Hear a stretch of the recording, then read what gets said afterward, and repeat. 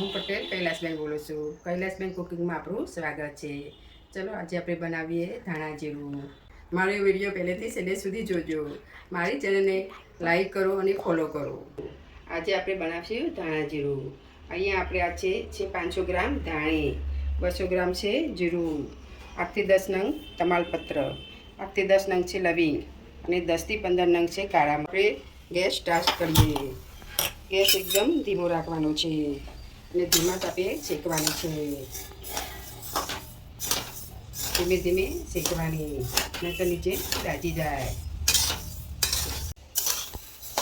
તાવેતાથી હલાવતા રહેવાનું. ચલો હવે ધાણી આપણી શેકાઈ ગઈ છે. ચલો આપણે એક વાસણમાં કાઢી લઈએ છે. તેમાં નાખીએ તમાલપત્ર, 8થી 10 નંગ તમાલપત્ર છે. પછી તેમાં લવિંગ નાખીએ, પછી કાળા મરી, એને પણ આપણે શેકી દઈએ, નાના ટુકડા કરી દઈએ.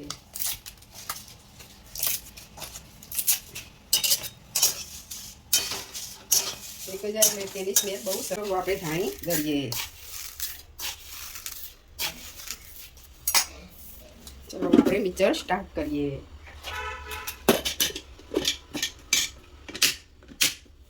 ચલો મિક્સર ચાલુ કરીએ.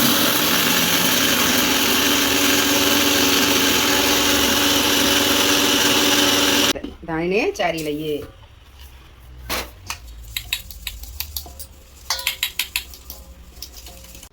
ધાણા જીરું તૈયાર થઈ ગયું છે અને હવે તમે જોઈ શકો છો ધાણા જીરું તૈયાર છે.